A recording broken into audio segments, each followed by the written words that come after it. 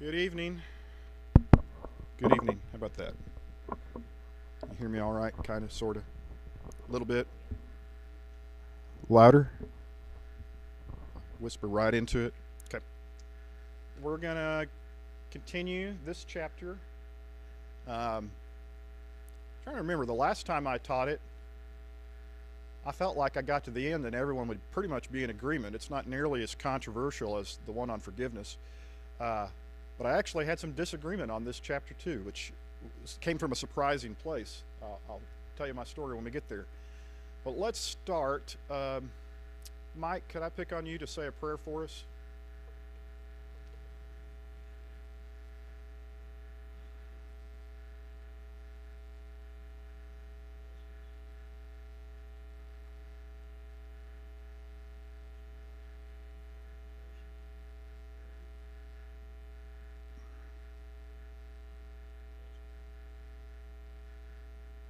Amen. This chapter is titled The Great Sin.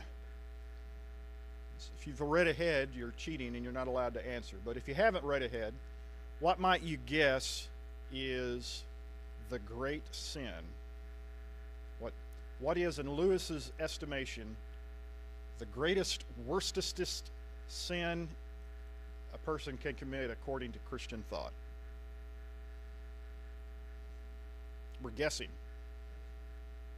Rejection of Jesus Christ? That's a pretty good answer. You're wrong, but it's a good answer. Yeah. Blasphemy is where I got into trouble last time. It's not Lewis's answer, but I had somebody that said, well, blasphemy of the Holy Spirit got to be the worst one, right? And I said, well, it's a complicated topic and it comes with a stiff penalty, but it's not what Lewis has in mind, actually. Yeah. The worst sin. It's the sin that leads to all other sins, is his view.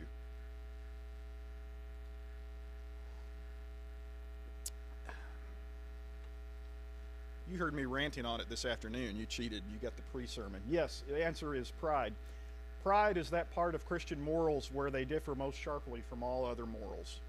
He's persuaded that pride is the sin that leads you to every other kind of sin by making you think something about yourself you're not supposed to think.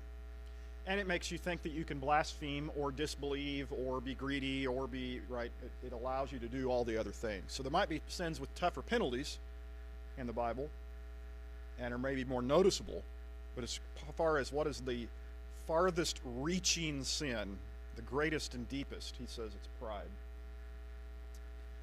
Pride is kind of difficult to discuss and it's hard to define. I thought I was going to have a good handle on it, then I started on my lesson and realized it was tough, especially in a culture that is really infatuated with the term self-esteem, that there is a certain amount of good esteem you're supposed to have for yourself. It's really hard to distinguish that from what we mean by pride in a particular way, and that's not even a new problem. I went back. I'm an Aristotle fan. I think Aristotle and Jesus fix all your problems, not in that order. Jesus comes first, but then quickly thereafter read some Aristotle. And I was surprised that Aristotle didn't say what I thought he would say. Here's my Aristotle quote. Pride then seems to be the sort of crown of the virtues, not a vice. He says pride is the best virtue. Such then is the proud man. The man who falls short of him is unduly humble, and the man who goes beyond him is vain. He says pride is actually the best state you could be in because it means you're a good person and you're aware of it. So in his system, remember there's always the too little, just right, too much when you're talking about virtues and vices. So for Aristotle, pride is the thing you're supposed to have. You don't want to be vain. That's too much pride. But if you have too little, there's this other thing. He said, you're just too humble. You just sound silly. Saying you can't do things that you actually can, or saying you're a liar when you actually tell the truth, right? You're just saying bad things about yourself, and that's silly. So for him, that's his point of view, which doesn't sound like the Christian point of view at all. Now we're going to end up arguing about words before we're done about which one means which. But that's was interesting to me to have him say, yeah, pride's the best thing you could have, and Lewis to say that's the worst thing you could have. And quite often they're on the same page. In modern usage, what does the word pride mean? We use it in a lot of different contexts. And I'm really excited for people to walk in right as this slide's on the screen, and they just turn around and walk back out and say, what is going on in there? Yeah. What's going on, ma'am? Yep. I picked these two not to make a political statement for what it's worth, or even a moral statement, but I'm going to stereotype for just a minute. One of these you might associate with one end of the political spectrum, and one with the other end of the political spectrum. Both of them are proud of something and use the word pride in a positive way. Isn't that interesting? So in talking about pride, right, that group might say, I'm not proud of my country and what it's been, but I am proud of my identity as LGBTQIA. Okay? And this group would say, I'm not proud of what my country is becoming, but I'm really proud of what it's been, right? So again, politics on both sides. I'm not picking a side tonight, not my job. But my point is, did you notice that both renditions use the word pride in a very positive way, when in theory, Christians say, pride goeth before the fall. Like pride's supposed to be a bad thing. And yet we can't, in our modern language, can't stop saying how proud we are of something. Whether it's my sexual identity or my country or whatever, I'm proud of my town or my school or my community or whatever. We just use proud in a really positive way. And so that's part of the trouble. And even Lewis, remember, he's 80 years ago. The word pride already was taking on meanings that were difficult for him to kind of parse out. And we're going to be a little bit further down the road where pride just means so much. So we'll have to see. In Christian usage, when I tried to make my little chart of like too much, too little, just right, I ended up with, I know humility is supposed to be in the middle, right? Be humble has got to be the right thing. And that means pride has got to be the bad thing. But now I don't have a word for this anymore. What is the word in English for being excessively humble? Self-deprecating? Asceticism, maybe? Self-denying? Like it's going to be a $10 word. Like we don't have an easy word. Humble, proud. That one's not obvious. We have to kind of like go hunting for a word. And have you ever heard a sermon on being too humble? Is that a problem any of you have? I'm betting not. So it's interesting that we struggle with this. Before we're done tonight, I'm going to fix the chart, I think. I think we follow Lewis to the end, we'll get there. But this is kind of our problem, is we're stuck between this one that only kind of makes sense, this one where pride is the best possible thing, along with Aristotle, who's like, yeah, just don't be vain about your pride. It's a word problem. Okay. Too humble to admit it. I really feel like all of you should be more humble like I am, and then you'd be all right. Okay. What is pride and what makes it such a killer? Lewis starts out with these comments. He says, first of all, everybody has it. Everyone hates it in others, like without mercy. I can forgive murder quicker than I can forgive somebody who's just full of themselves all the time. It puts your teeth on edge. It makes you cringe. A proud person just makes you cranky to be around. And so when I see it in you, I just can't stand it. And it's one of the most common descriptors when someone doesn't like somebody else. He's just full of himself. They don't say proud necessarily, but that's what they mean. Everyone denies it in themselves, even though, point one, everyone has it. No one, and he includes Christians in this, he says very few Christians, and basically nobody else, walk around saying, I've got a pride problem. I'd sooner say I'm addicted to something than to say my ego's the size of Montana, right? That is a great ringtone. I like that. And then finally, the more we have of it, the more we dislike it in others. Pride is inherently competitive, so the more you got, the more it aggravates you that somebody else has got it. Sir? But at the same time, we often don't see it as serious as we see other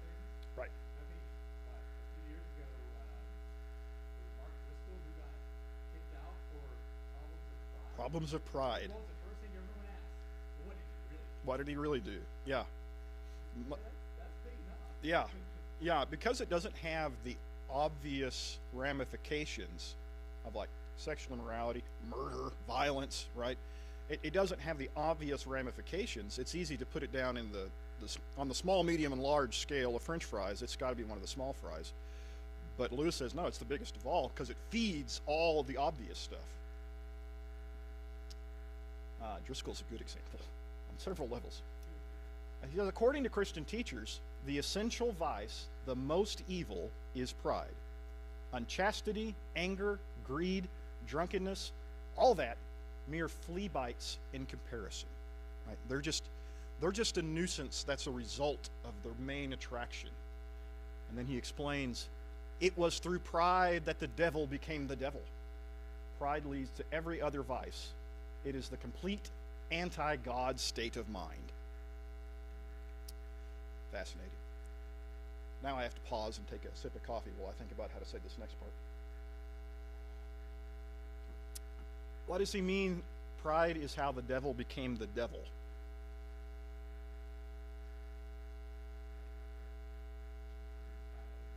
So yeah, coincidentally, I'm about next week to start teaching Isaiah to some Ukrainian students online. Long story, very fascinating. I'll tell more of it later. But I just did my notes again on the King of Tyre section, and Lucifer fell from the sky, and like the verses on either side say we're talking about the king of Babylon, but we pick out that one verse and say that one's about Satan, which is kind of fascinating. So the idea is that Satan must be a fallen angel, and then you say, why did he fall? He must have fallen because of pride, because I mean, what other kind of trouble could you get into in heaven? He made himself as to be God, and that, well, most of it comes from Milton, actually, Paradise Lost. Better to rule in hell than to serve in heaven. That's not in the Bible anywhere. That's Milton's Paradise Lost. But that account, which is not precisely biblical, but is the most common traditional Christian account of where the devil comes from, is that it comes through pride that he fell. Fun thing in my life is I've kind of gone full circle, decided that the idea that Satan was fallen angel is completely unbiblical, and tried to replace it with something else, couldn't find anything else, and came back to this one. So I'm back on probably that.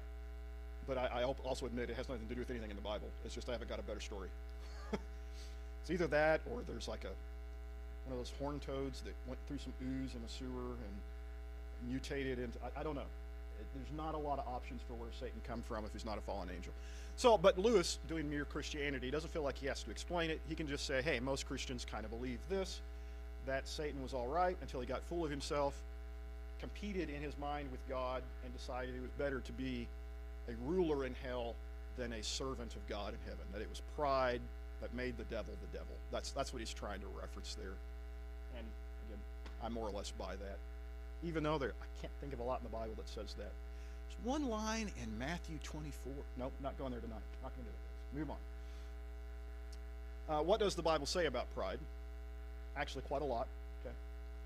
Okay. Pride, this lesson in particular, ties in closely with the lesson 3 weeks ago that I taught on a Sunday on the glory of God. That God, as himself, is owed that recognition of who he is, and that we mostly just try to pretend to be that. That's a pretty good definition of pride. Isaiah 57:15, for thus says the one who is high and lifted up, who inhabits eternity, whose name is holy. I dwell in the high and holy place, and also with him who is of a contrite and lowly spirit, to revive the spirit of the lowly, to revive the heart of the contrite. Who is God? God's the one who is high and lofty. And where does he live? In the highest, loftiest place, right? That's fitting, that's appropriate. If you'd like to be with him, I should be high and lofty too? No. You need to know who you are. God knows who he is. You need to know who you are. You need to be lowly and contrite. When you're lowly and contrite, when you are what you are, then you can be with God. And he says, I'm pleased to dwell with you. See the strange contradiction that in our mind, if I'm really good, then I can climb the mountain and be with God. God says, well, you can't be me. You have to be you. I made you to be you. So when you're lowly and contrite, then you can be with me. You are what you are, and I am what I am. Does that make any sense at all? Lots of pronouns in there. So Psalm 10, 1 through 4 can say, why, O Lord, do you stand far away? Why do you hide yourselves in times of trouble? In arrogance, the wicked hotly pursue the poor. Let them be caught in the schemes that they have devised. For the wicked boasts of the desires of his soul, and the one greedy for gain curses and renounces the Lord. In the pride of his face, the wicked does not seek him. All his thoughts are, there is no God. So he describes all the various things that wicked people can do, and he keeps attributing them to arrogance, boasts, so forth, in his pride, right? What gives rise to all our evil?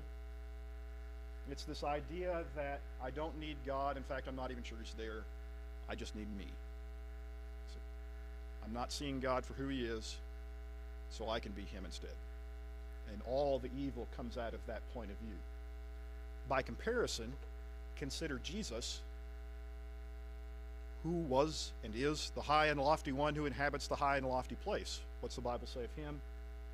Do nothing from selfish ambition or conceit, but in humility count others more significant than yourselves.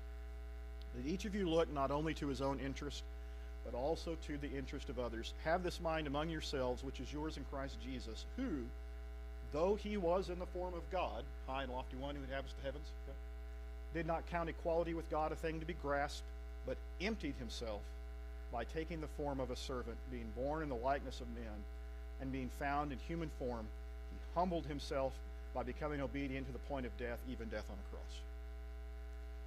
The Son is God, and in every sense worthy of that. How did he behave himself when he became one of us? Well, he acted like one of us should act. God being God is exactly how God should act. Jesus being human is exactly how we're supposed to act. I think a lot of us want to act as though we are God, and the gospel did the opposite. God acted as though he were us, so we would know what we're supposed to do.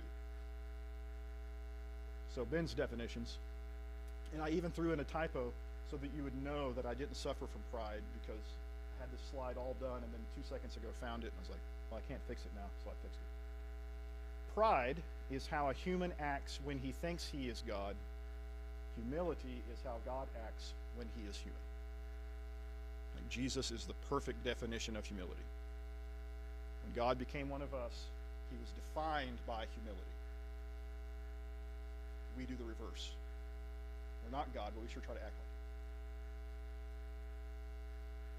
it. Make any sense at all? Okay. So, New Testament then, Jesus can say things like, whoever humbles himself like this child is the greatest in the kingdom of heaven. Why is that? Because the greatest thing a person could be, a human could be, is humble. It's the most appropriate thing you could be. It's not the most appropriate thing God could be. If the creator of the universe said, oh shucks, I guess I'm not much, that would be weird. It would be inappropriate for him to pretend he's not the creator of the universe. See the difference? But for us, the greatest quality a human could have would be to be childlike, because we are the children of our Father. Or to quote James 4:6, that he gives more grace, therefore it says, God opposes the proud, but gives grace to the humble. Okay, so where does pride lead, and why do we think it leads to so much trouble? Back to Lewis now. He says, pride is forever associated with competitiveness. And one trip to a Little League game will convince you of this forever and ever. Okay?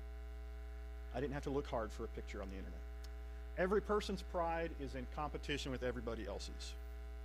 When you say, I'm the best, what you're actually saying is, I am better than, fill in the blank. Who? Well, everybody, obviously. Right. You. The real reason we resent other people getting attention is that we want it, is Lewis's sentiment. And it's really hard to be happy for other people being celebrated because we want to be celebrated. Pride is competitive. See the difference? He's not just saying, in theory, two people could live side by side and both be greedy. We'll get to greed in a minute. And as long as both of them are outrageously, exorbitantly rich and get their money somewhere else, rich people can even get along with each other in that sense. Two proud people can't, because you'll always be in competition. There is no contentment. There is no satisfaction. And in fact, Lewis says it's kind of what leads to greed. Pride doesn't just want something, it wants more of it. It leads to greed because it is never satisfied. It drives us to seek things not out of need or even want, but to appear superior. Most of the things, I'm going to meddle now. Everybody ready? Got your steel-toed boots on? Okay. Most of the things you own, you do not own for survival purposes. Very few things do you own because if you didn't own them, you would die. The vast majority of things you own have something to do with either comfort, pleasure, or, if Lewis is right, the satisfaction of owning them and being that great to have owned it. To be competitive with somebody else. So that's why he says pride, that's where all our trouble comes from. He says the Christians are right. It is pride which has been the chief cause of misery in every nation and every family since the world began. It's the root of all the problems. So he's pretty insistent on that. Why is it such a problem, and why do Christians recognize it? Here's why.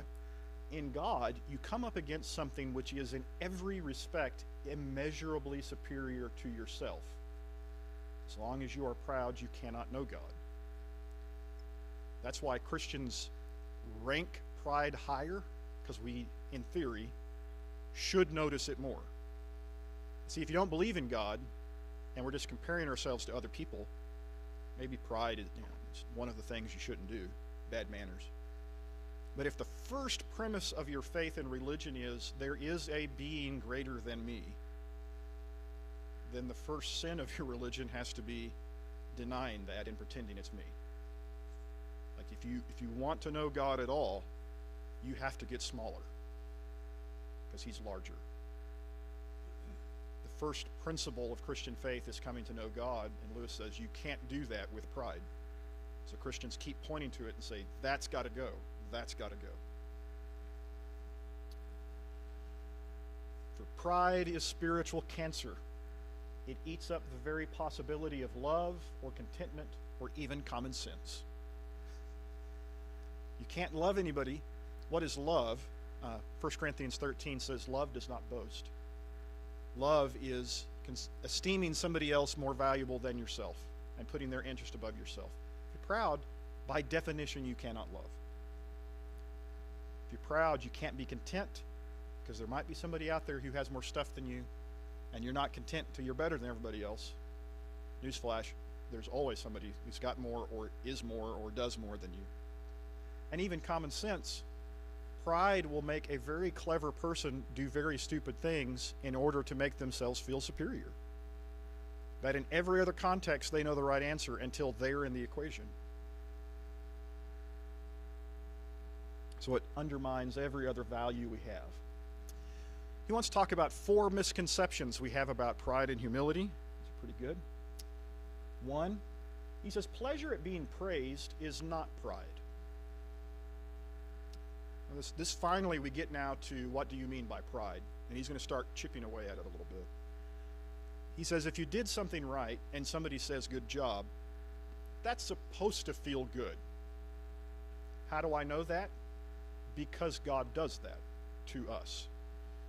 In the parable of the talents, one of the men goes and takes his 5 talents and makes 5 talents more, and what is he told? Well done, good and faithful servant. You have been faithful over a little, I'll set you over much. Enter into the joy of your master. Like he praises his servant. And Jesus says this is kind of a picture of God in response to us. Does God say, well done to us? Not in a wow, you're really morally superior kind of way. You never hear God saying, wow, you didn't sin after all. You guys are great. Never happens. Okay?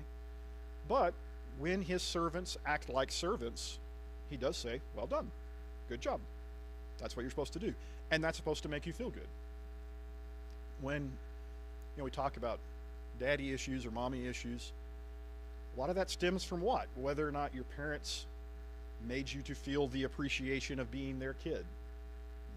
It's a lot of it. It's a real thing. It affects you for the rest of your life. Okay? Because we're meant to find a certain amount of satisfaction in having that person higher up the ladder from us say, that's what you're supposed to do. Good job. Lewis says, I don't think that's pride in and of itself. Okay, fair point. He says, genuine admiration for another person is not necessarily pride. Pride is usually the thing you direct at yourself. So, do you see a fundamental difference between saying, I'm very proud of myself, or I'm proud of Lucas? There's at least some difference in those two sentences and what we mean by it. Now let me do this and just show you how slippery it is. I'm really proud of the job I've done raising Lucas. See, that one got back around to me even though I pointed it at him. So it's really slippery. But his point is feeling genuine admiration for another person and saying, hey, that person's doing well. Even somebody who's not your kid, someone higher up. That person's a role model. I appreciate them. He says, you're supposed to notice that. That also is good. Very often in such sentences, he says, the phrase is proud of means have a warm-hearted admiration for. Such an admiration is, of course, very far from being a sin. It's kind of how you're supposed to feel about good people. So Paul will say, mark those that so walk so that you have an example. And follow me even as I follow Christ. Like you see somebody doing right, you're supposed to say, I admire that. And he says, I don't think that's the dangerous pride we're talking about either. 2 Corinthians 9, listen to Paul talk about it. Now it is superfluous for me to write to you about the ministry for the saints, for I know your readiness, of which I boast. Oh, Paul's bragging.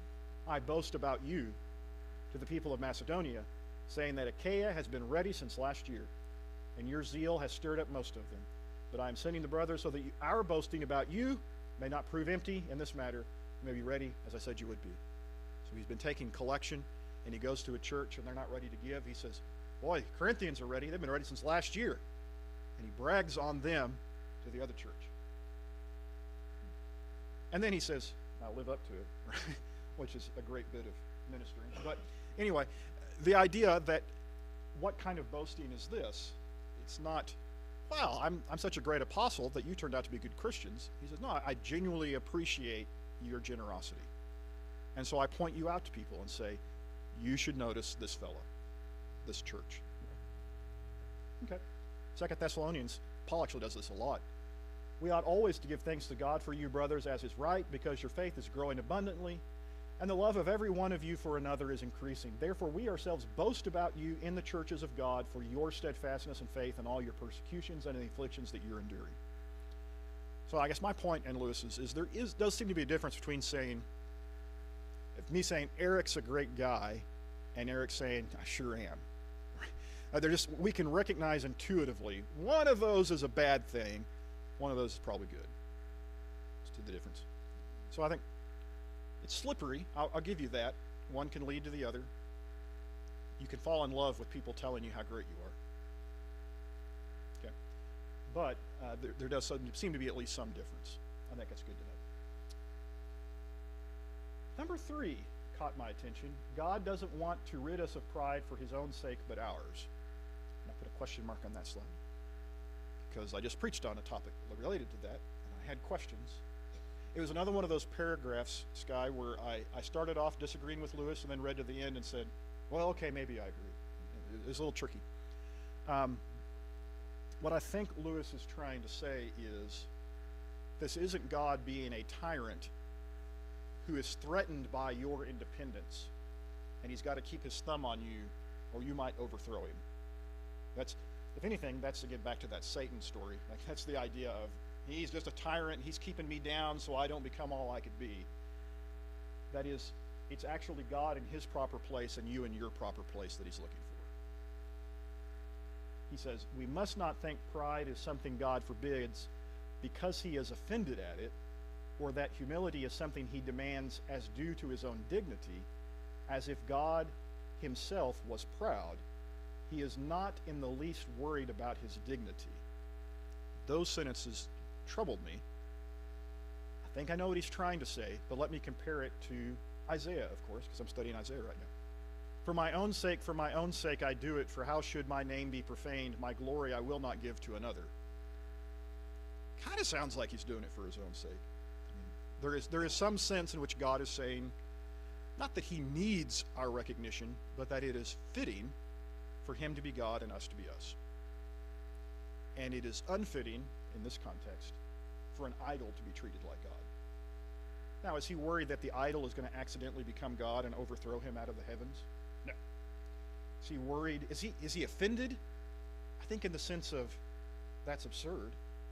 Is he offended in the sense of, that wounded me? I'm less God now because you didn't say it. Is it Tinkerbell that you have to clap, and if you really believe really hard, Tinkerbell comes back to life? Am I in the right Peter Pan world? Is that right? Okay. Oh, come on. Okay, Peter Pan, Tinkerbell dies, and then to bring her back, she drinks the poison. And to bring her back to life, you have to clap and believe really hard. And that's not who God is. That if you worship him really hard and say, I really believe in God, then he gets to be God. And if you say, well, I'm not so sure, he slumps over and says, oh, I'm wounded. Okay, let's skip Tinkerbell. Let's go to, hang on, no, I got another one. Christmas movies where believing in Santa makes the sled fly. Okay, there's enough of those. The sled runs on people's imagination and Christmas faith, right? And if you don't believe, Santa falls out of the sky. Again, not the way God works. If the whole world said, nah, he's not so great, he's still great, he is unwounded. Is he offended in the sense of, what's wrong with you people? Yeah, a little bit, I think. And that's kind of what that passage says to me. So, I think God does view himself as great because he is. And the funny thing, he doesn't view himself as the greatest God. It's not like there's a cousin God that he's trying to impress, right?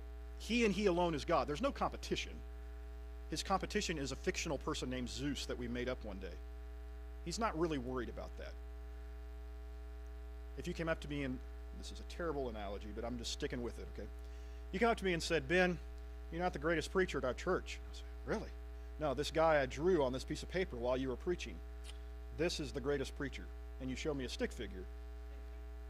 I may or may not think I'm the greatest preacher. I'm pretty sure I can beat the stick man, right? And God, whatever he thinks of himself, is not intimidated by our stump of wood that we said is God. So, how does he view himself? He knows himself. He is great, period, full stop. He's not greater, he's greatest, period. I think Lewis's point is also correct if understood to mean God does not insist on our humility because he is threatened by our pride. And I think this is Lewis's point. Your pride is bad for you. God will still be as great as he is, whether you believe in him or not. But when you're proud, it hurts you. And that's the point I think he's trying to get at. I just troubled by the wording a little bit because of that verse in Isaiah. So he says, the point is, he wants you to know him, wants to give you himself, and he and you are two things of such a kind that if you really get into any kind of touch with him, you will, in fact, be humble. Right? You can't actually know God and not recognize, oh, I'm not that. And what kind of humble? Delightedly humble, he says. Feeling the infinite relief of having for once got rid of all the silly nonsense about your own dignity, which has made you restless and unhappy all your life. He says, it's actually deeply liberating. You know, when you try to be God, how'd that go for you? You failed. And how do you feel about your failures? Like a failure. I mean, you feel terrible about it. And so the proud person on the exterior, on the interior, so often deeply insecure and threatened and fragile and brittle. He says, actually, it's a deep relief to say, I'm a creature. I don't have to be God. I don't have to know everything. I don't have to make the sun rise in the morning. Somebody else has that. Somebody else covers it. My job is to be good at being human, which it turns out is a much lower standard than being God. Still can't live up to it, but I'm getting closer, right? It's just deeply relieving to not have to be God. It's a delight, which I totally agree with that. And then number 4, misunderstanding, he says true humility is not self-deprecation. There you go. The word was coming up. It is interest in others more than self. And that was the way Paul said it in Philippians 2. Let each esteem other better than himself. That it was a concern. Look not to the affairs of self, but to others. It's about attention, which leads to possibly, and this is going to be hard for me because I like every page of Lewis, possibly my favorite part of all of Lewis' lore and wonder is when he explains what humility really is, and kind of clicks in my head. The key turns, the lock opens. He says, in Christianity, humility is the good thing, but it's not about pride and whatever the other is.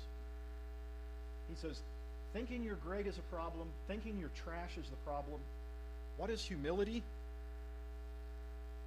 The real test of being in the presence of God is that you either forget about yourself altogether or see yourself as a small, dirty object. It's better to forget about yourself altogether.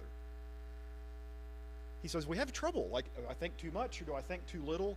He says, the solution is stop thinking about yourself. That's what humility is. So, back to Aristotle for a second. Aristotle says pride is receiving the appropriate praise for your actions, believing it, and enjoying it. Lewis says enjoying praise is not pride at all. Lewis says we almost never have the appropriate opinion of ourselves. So every time you think about yourself, you're always either thinking too much or too little. Because it's really hard to know yourself. God knows himself and God knows you. You don't know you and you don't know God. Lewis says the solution is to just stop thinking about yourself so much, and then you won't be thinking about yourself too much or too little. So, the greatest of all quotes. Humility is not thinking less of yourself, it is thinking of yourself less. He says if you play that game of trying to figure out how to have the perfectly right opinion of yourself, you're actually, it's an impossible task, because in the process of having the right opinion of yourself, you're thinking about yourself. It's kind of like sticking your finger in the outlet saying, I wonder if it's hot or not. You're going to find out, and it's not going to matter, right? You done messed up. The key is just spend less time thinking about yourself. Think about other people. Think about God above all. And you will just be the humble you're supposed to be. And you won't even know it. It'll be great.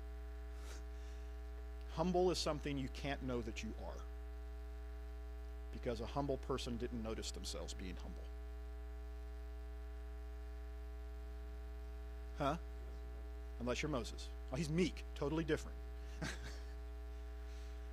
Beyond Lewis, he doesn't spend a lot of time, like the chapter just ends kind of right there. I want to know, how do you develop humility? He has one suggestion. I'm going to go a step further and make 4. The first one's pretty good. How do you develop humility? Number 1 is his. If anyone would like to acquire humility, I think, tell him the first step. The first step is to realize that one is proud. If you think you are not conceited, it means you are very conceited indeed. And that's the end of the chapter. Like, if you're thinking about it that much, you're proud. Stop it. Okay. So, step 1 is definitely honest introspection, in the sense of acknowledging my pride and then moving on to other things. Not honest introspection in the sense of I will look deep inside myself at all times, but in the sense of, hey, maybe I think about myself too much. I wonder what option number 2 is. Option number 2, think about God more. The more you dwell on God, the better estimation you'll have of yourself without having thought about yourself at all. So prayer and worship is a great tool. It's really hard to be conceited when you're saying things like, great are you, God, God above all. There are people that pull it off, but it's hard. Service without reward. Do things with the intention of not getting caught. Try that differently. Do good things. If you do bad things, try not to get caught, you're a criminal. Do good things with the intention of not getting caught. That doesn't mean you can't enjoy it when somebody says, good job, Stephen, well done. But you didn't do it for that purpose, and it becomes a little game with you to see how much I can get away with doing good without anybody noticing. Okay. And then seeing what things you can do without. Again, is there a danger there too? Mark mentioned the ascetic.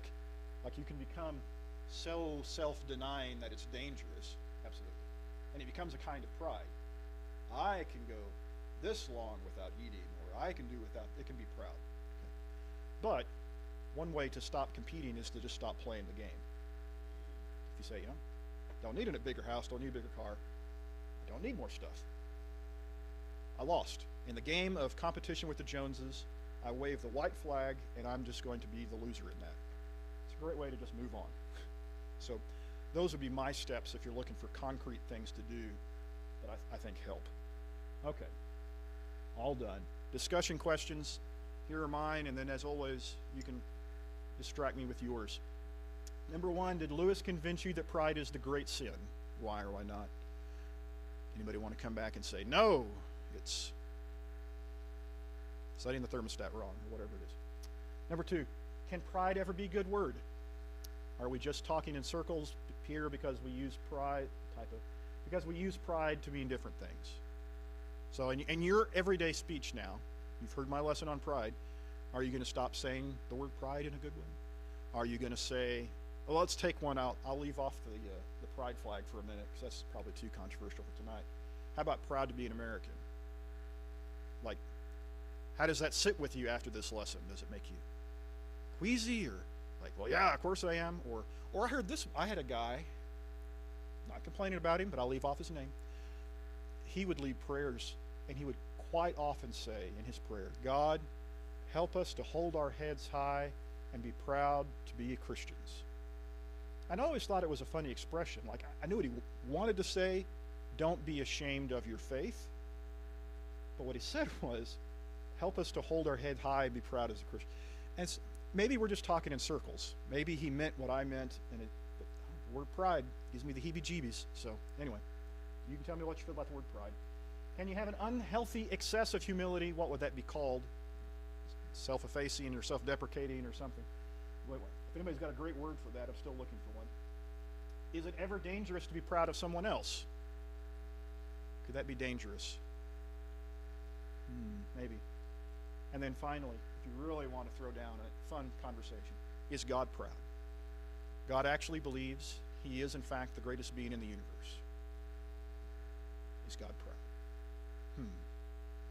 Okay, that's all I got. If I haven't provoked you enough, then you weren't listening. What questions or thoughts or answers or disclaimers or diversions do you have? My coffee's getting cold. I didn't drink it fast enough.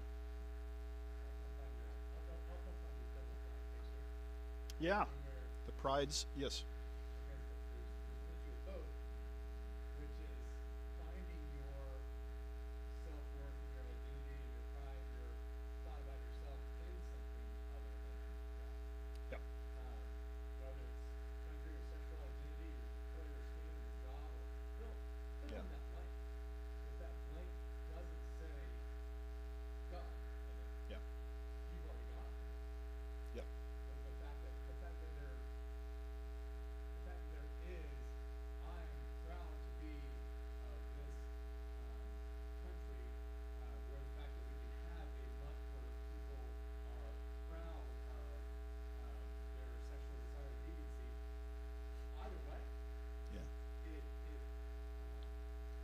An interesting example I thought of, because I was thinking of these same questions as I put that slide together, and I didn't want this in my internet history, so I stopped. But I was looking for a banner that said white pride, and I thought, like, if I say, hey, my friends are getting together tonight, we're part of a group that says white pride, I assume we're going to a Klan rally. Like, immediately your brain goes to the darkest possible construal for that, for good reason, right? Groups labeling themselves as white pride group have a tendency, okay? I got you, we got history there. But it's just another example of where, like, pride of one kind, we're like, well, not that, but maybe this. And I do wonder if we just are playing this game of which prides are okay, whereas Christianity wants to say, is that even how we're supposed to play this game? Is it, whether it's my race, ethnicity, sexuality, or place of birth and origin, or nationality, or political party, is that even the game we're supposed to be playing? So Paul instead says these really crazy things like, I will boast in nothing save the cross of Jesus Christ. Which means he's boasting in the cross of Jesus Christ, and that's it. It's like, that sentence is hard to argue with. Every other one I said, I'll pick a fight with. It's troublesome. I will boast in the thing that lynched my Lord, because my Lord is that great. Wild statement.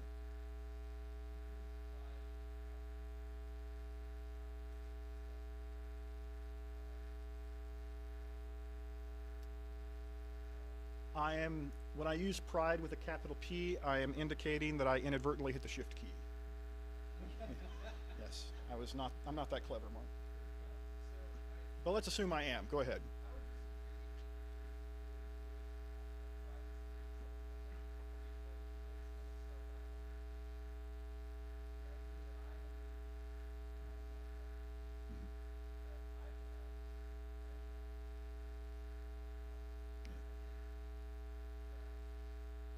Okay. Okay.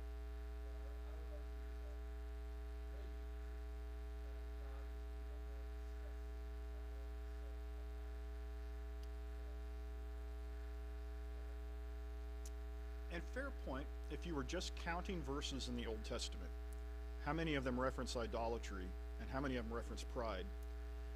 Idolatry seems to be the word it prefers to talk about. Like, you've made the wrong thing God.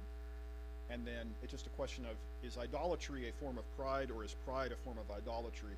And you're thinking idolatry is the big umbrella and pride's a form of that. And maybe so is covetousness and everything else. Lewis says, no, the big umbrella is pride, and idolatry is just a version of that. But I like your point that definitely in the Old Testament, if you're saying what's the sin of all sins, commandment number 1, right? Not treating God as God. However we term that.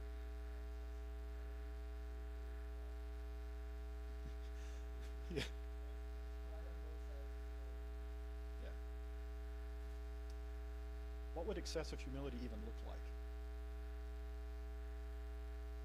I'm tempted to say, of the two extremes, I feel like we're tilted towards one and not the other.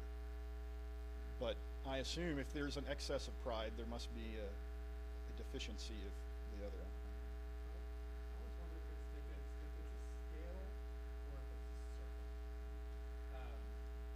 Because if you have proper humility here, Yeah. you start swinging around this way to where you think more of yourself and, oh, I'm so great. Yeah. Well, you end up thinking about yourself just as much as you think less of yourself and, oh, how awful and I'm just a worm. And you end up Yeah.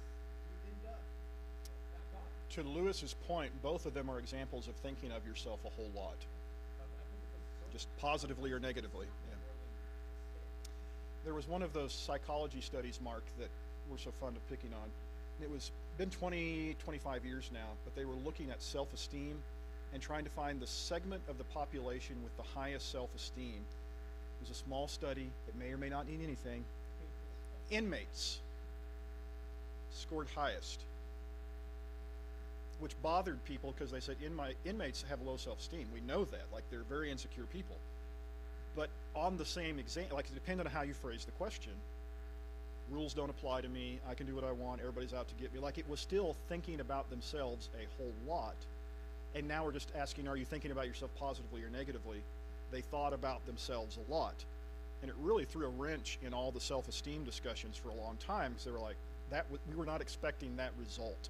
We thought it'd be like CEOs or professional athletes, and it was inmates that scored highest on the self-esteem scale based on how they asked that question that one time in a test. But I thought it was always stuck with me compared to Paul. Let each man esteem others better than himself is maybe a better solution. That's what I would say to it, is like, yeah, that's how you got there. You spent a lot of time thinking about you, whether thinking badly of you or positively of you. You were thinking about you a lot. Other thoughts or comments? Ma'am. Go ahead, Sky, go ahead, and then we'll come up here next. Fair enough.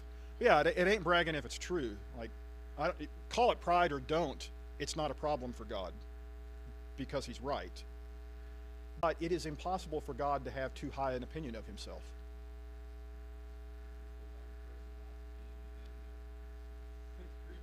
What good thing could God think of himself that is not true? So, okay, so not a problem. It's quite possible for me to think that about myself and be wrong. Downright natural. And then over here.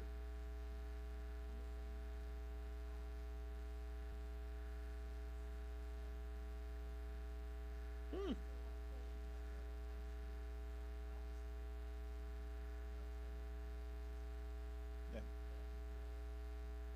Yeah. And when does he say, I am pleased with him? At a moment of submission. Right? And that again, this was the thing that got me this time going through the chapter and thinking about it. I get something new every time. And that was, God as God is greater than anything could possibly be. God became human, and his chief attribute is humility. Like, it has to do with knowing who you are. And when he's one of us, he says that I'm one of you. I am a servant. I am obedient. I will die. I will do whatever it takes. And all we want to do is the other way. That, what is the first sin? Not the greatest. What's the first sin? Involves a fruit of some kind, right? And the serpent says, eat this and you will be as God. Like, the first sin was wanting to not be us, but to be him.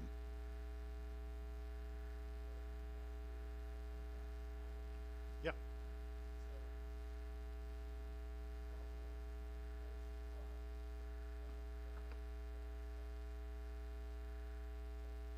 Mm-hmm.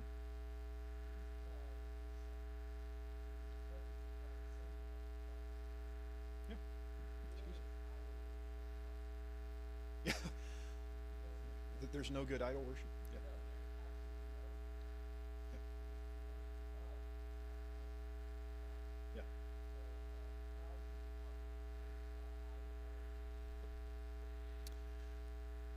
You want my 30 seconds of heresy to end the night? One of the reasons that idolatry is a sin is that only God is allowed to make images of God. It's literally the first thing he did. He took clay and said, this is made in my image. And then when he makes Christ, that same language is used. In Colossians, the Greek word is, he is the icon of God, the image of God. Like, God makes images of himself and says, this is what I'm looking like. But we have this constant tendency to want to make images of God that strangely look like us and like half horse or something, right? It's always like us and an animal. That must be what God is. And God's like, are you kidding me? You're my image.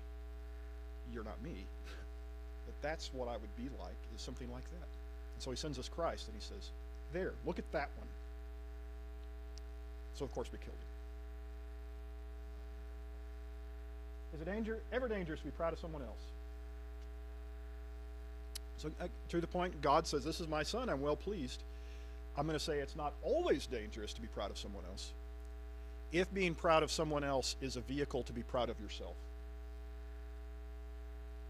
Like, as I said, I'm so proud of Lucas because he's mine, and obviously I did a good job, and he must be the flawless, perfect child because he's my child. Your kids are messed up, mine are fine. I'm a great parent. Like, if it becomes a vehicle back to self-service, let me say it like this, if being proud of your kid really is another way of saying, I'm proud of my family. Not him in his own right. I am proud of the thing I have made. My people are the best people. Well, then it's really still about me. I just included more people in me. Right? If Lucas is just the extension of me, then being proud of him is still being proud of me. Right? And that's dangerous. But if I can be proud of him in his own right and say, wow, he's a better kid than I deserve. He figured stuff out that I didn't teach him that. Literally now I am proud of him. Just the other day, he said something really clever about God and the gospel to me. Like, well, I'm trying to go to sleep, and he barges through the door of our bedroom, which is always fun, and says, hey, I had this thought, and I can't remember exactly what it was, but he rattles off this biblical thought in the dead of night that had struck him. And I said, did you see that on a YouTube video or something? Because it was like way too thoughtful for a 12-year-old to have brought me. And it's not something he had heard me say. And he said it, and he goes, no, I thought of that. Taking the shower. I was taking my shower, and I thought of that. I was like, I am so proud of you. Like, not because, look at what I've done. It was in his own merits, on his own rights. That was a really impressive thing. He sat in the shower and thought about Jesus, and he was right. I think that's great. So, I mean, that kind of pride, I think, is probably good, because it's not inadvertently proud of myself. Whereas when he's just, chip off the old block, you know, he sounds like me, he must be good. That, in sounding a lot like pride in myself, is the danger, or in my family. Yeah.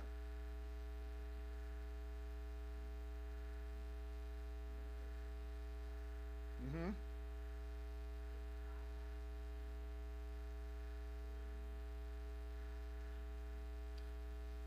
Oh, we're out of time. I don't.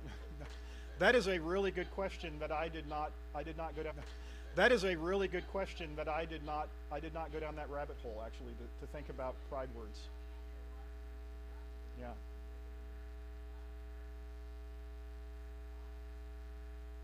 Yeah, I didn't even think that, because again, Aristotle's the guy I'm picking on. All that's in Greek, but I'm reading the English translation. I just assume he's using the same word that Lewis is, 2,000 years later in English. So I didn't even think to check it or what the Bible says. Well, one more reason to take myself down a peg, right? Enforced humility in my ignorance.